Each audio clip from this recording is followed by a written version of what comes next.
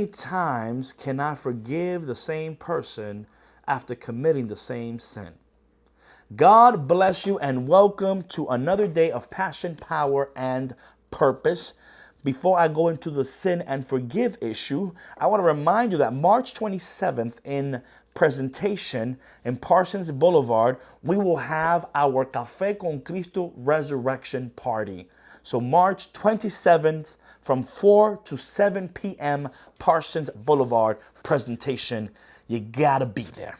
Well, today's topic is something so common. You know, I feel like we always ask the same questions over and over again, expecting a different answer, right?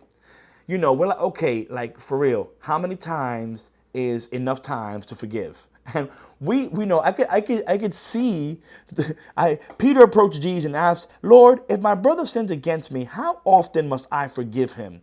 I feel like Peter had a grudge here. Something's happening here with Peter and somebody, I don't know who it was, that maybe just kept on doing the same thing over and over again. Have you ever been in a relationship with somebody or involved in it, or have somebody that does the same thing to you over and over again, and you're just like, I cannot keep forgiving this person? Well, here is the question. Lord, if my brother sins against me, how often do I forgive him? And then Peter doesn't wait for an answer. He says, is 7 times okay? Like, he comes up with his own answer. And then Jesus says to him, I say to you, not 7 times, but 77 times, right? Now, you would say, well, let me keep count. See, the whole idea here is not about keeping count, about how many times you forgive. But what he's saying to you is here that we need to learn how to be people that consistently forgive those that keep on messing up.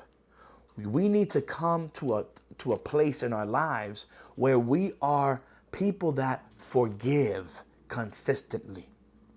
Stop holding grudges. Keep on forgiving. Because if you do not forgive, then you will fall into this pattern of bitterness, of anger. You know, I was watching a movie last night, and there was this young boy who said something that was so powerful. He said, do not let anger go into your heart, because if anger takes place in your heart, then the enemy has won. This is something that should be a way of living in our lives. Learn how to forgive, because God is calling us to forgive.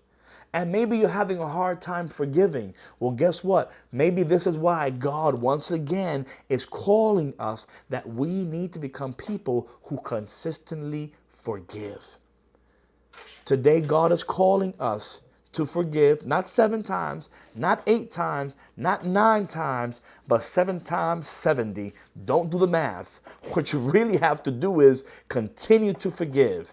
Because when we love the way God loves us, then we forgive the way God forgives us.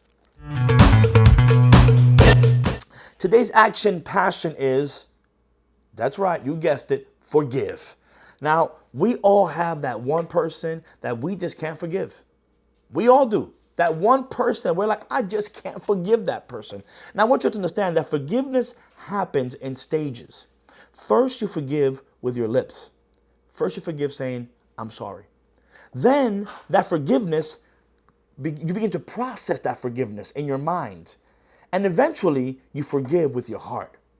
So maybe you've only forgiven with your mouth, and that's okay, because that's where it starts, saying it. Then you have to process it in your mind. Then you have to internalize it. And then after you internalize it in your heart, that's when you begin to externalize it. And finally, you're free. You see, when you forgive, you become free. And then you have power. May you today begin to forgive the way God forgives you and loves you. Well, thank you for joining us. Tomorrow will be another day of passion, power, and purpose. God bless you. And remember, March 27, join us at presentation between 4 and 7 p.m. Peace.